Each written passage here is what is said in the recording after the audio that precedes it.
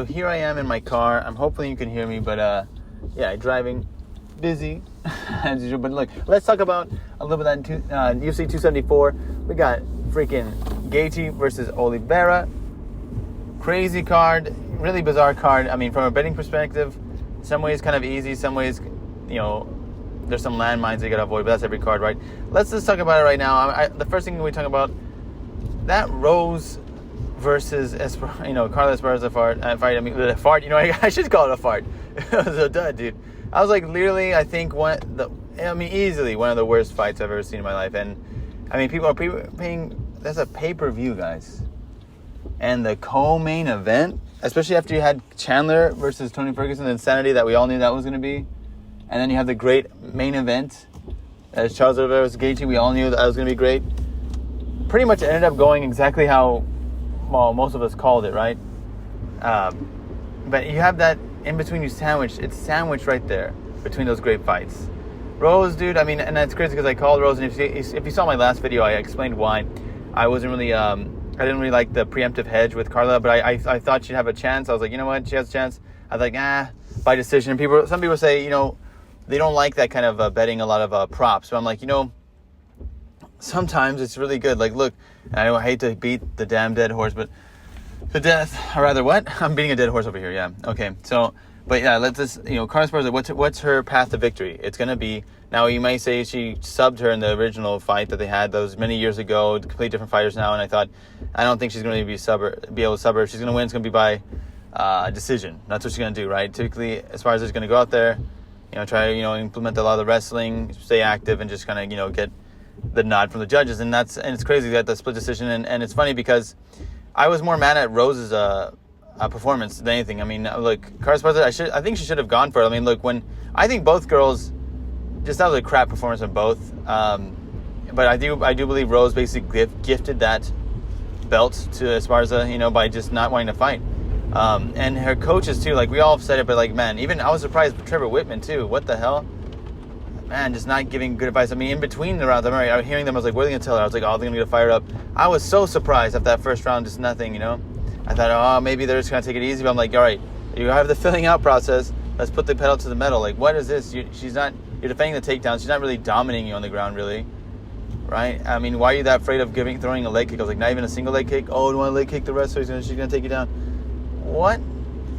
You weren't even getting controlled. If that's the case, let the hands go. What? There was nothing. Even maybe you could initiate a low clinch work or grappling.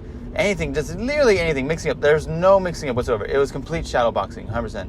And that was just terrible. So, but like I said, for those of you that took Carla, I thought, hey, that's good. But I mean, I wasn't confident in it.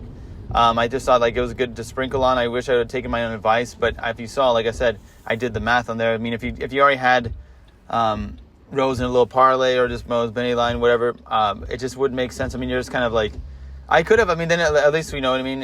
You would have made a tiny, tiny amount of profit, right? If you do the calculator, it's just what? But I mean, it was worth a sprinkle, maybe just in case. I thought, nah.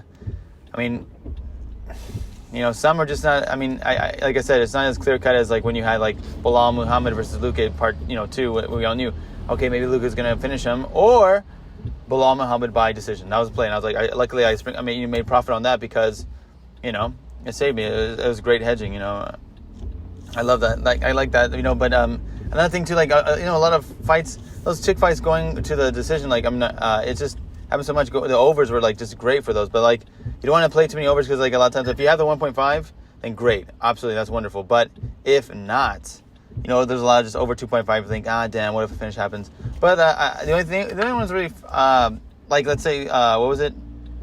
We got Cortez versus Gato, and I mentioned that too. And I was leaning Cortez. I thought Gato maybe had a chance. I saw some people betting her as an underdog. And I get it. The value, quote unquote, is there. But I was like, nah, Cortez probably get it. And I was like, if you're gonna do it, maybe if you could, maybe get sprinkle it by sub. But I was like, I'm not gonna play it though. But Gato was great. It was a more interesting match. See, a lot of grappling heavy match, but it was very interesting to see both girls do that. How they were, you didn't know. I mean, Gato was always throwing up subs, which she's known for. And I was like, but Cortez, he just using the wrestling. I mean, usually if you have the good wrestling versus a good Brazilian jiu-jitsu, I mean, typically, not it's just as a general rule. You have to. There's always exceptions. You gotta look at it. But I mean, generally, you want to favor the wrestling because you're getting position. You're gonna be able to fight off those subs. It'll be different. I mean, but that's like I said, if you're an actual bread and butter is wrestling. You know, which Cortez. That's more of her. That's more of her bread and butter. And then the feet too. It's going back and forth. And Dumont, I got like the over 2.5 for that cash for me. I thought it was gonna be over 2.5. Man, what a crappy performance. You know what I mean? It was just like. Dumont just like, and I thought she would win. I'm like, what? Justin's big. I was like physically imposing, and I get it. So this is why women's MMA. In summation, guys, women's MMA. You gotta look at this. It's very unpredictable. The only thing that happens more often than not is the overs hitting. Right, the over 1.5, of course, a lot of times if you can find it, and the over 2.5 is gonna hit all the time too. Like Dumont, that's why I thought they're not really gonna get finished. I thought their big girls are gonna.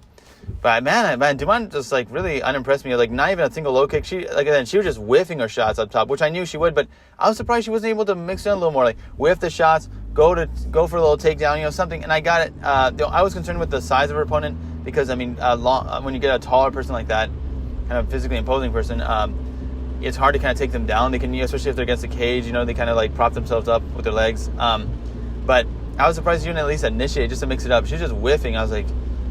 What I liked was like every time she ate a leg kick, she would answer back with a punch, which was good. Her opponent felt that like, all right, this girl's got power. I know what she does, so I want to make it a boring fight to win. That's what she ended up doing, man. But like I said, that's over 2.5 for that. And damn it, man, Rose versus I'm going back to that just briefly. The Rose fight. I mean, the over 4.5 was available. I was like, just in case. What if you see her? I know the card doesn't really get finished, but I was like, what if starts lighting on her feet? What if the little TKO? What if the ref stop? If she's on her game. But yeah, Rose hardcore want to fade. I was like, you know what? Even if she had gotten the nod, I still fade her. That performance is not good.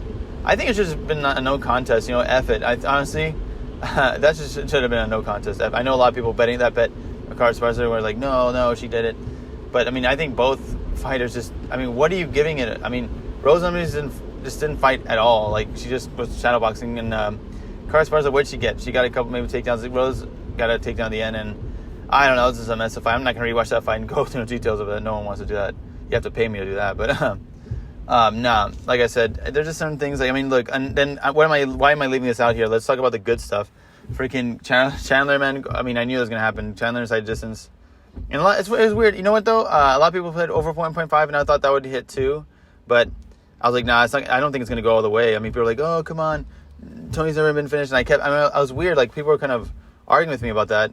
I was like, I thought, look what happened with Gaethje. I mean, he just took that damage at this. He's getting older. He looked in good shape. They look better than the Gaethje fights. But like, I was like, after you get hit like that, I was like, someone explosive like Chandler. I was like, nah, man. He's got the wrestling too. Maybe we'll get him down. I thought he'd be able to land some more ground pound. But it was really good. I mean, if you saw Tony look, good. He rocked Chandler. Which it's funny. Chandler and Oliveira always get slightly dropped or rocked in their fight and then come back to just win in a spectacular fashion. Obviously, mostly Oliveira, but I mean, Chandler, look what he did. Like, Tony looked pretty big in there too. He lankier and he looked a little more filled out, which was nice. Not too drained. And he had a nice shot, but it's just a matter of time, man. I was like, damn. I thought maybe it would have lasted a little bit longer. Maybe just at least past that 2-minute 30-second mark of the second round. Nope. Second round finish. Yep.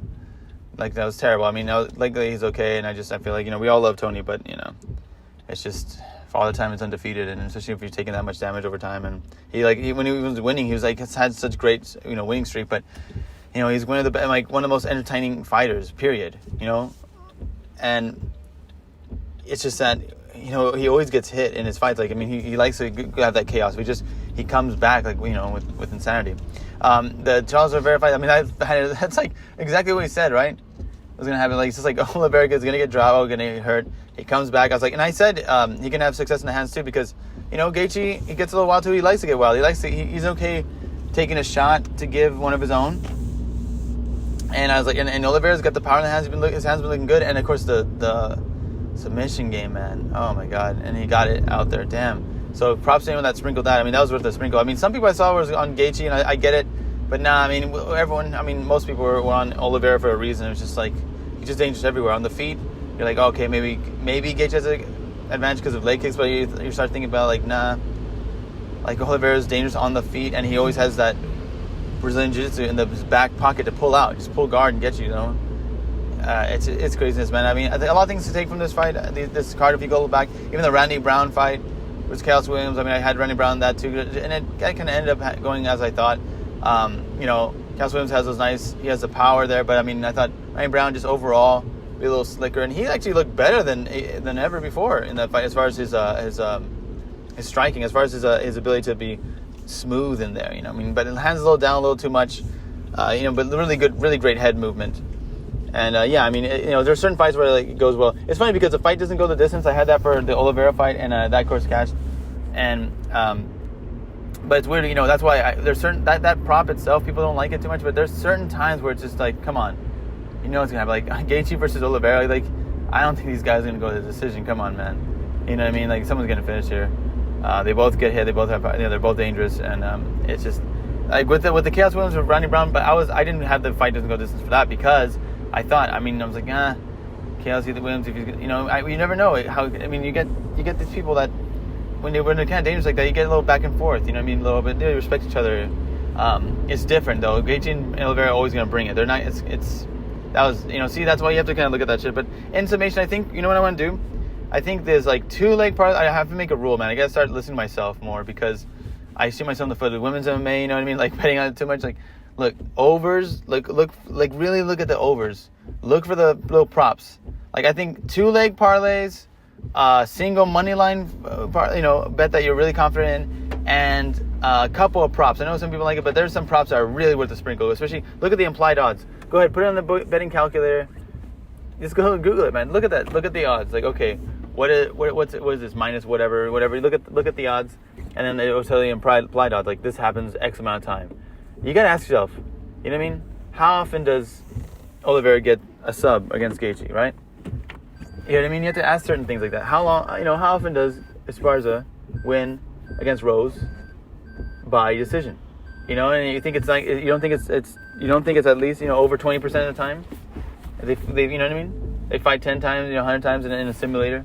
You don't think 20% of the time Esparza's not getting a decision, a nod? I mean, come on now. So I mean, yeah, that was in hindsight. I should just listen to myself. I should have just sprinkled where I should have. But yeah, we're getting you know, good reads. Just a tiny little mess up here or there that kind of really cost me from, you know, prevented me from really actually making decent profit. But what the hell, this sucks. This freaking parking lot sucks. Not that parking lot sucks, but there's so many goddamn people here. Fucking ridiculous, man, at this hour. What the hell? Everyone's all free or what? You guys free at this damn hour? Anyway, guys, you know what? Enough of this. Like and subscribe, all that bull crap. You know, if you want any betting advice, any tips, talk about the fights, let's get it, man. Let's have this next card too. I think it's a sleeper. People are sleeping on. I think it's, you know, there's some good profit to be made. So let's get this done, man. Peace.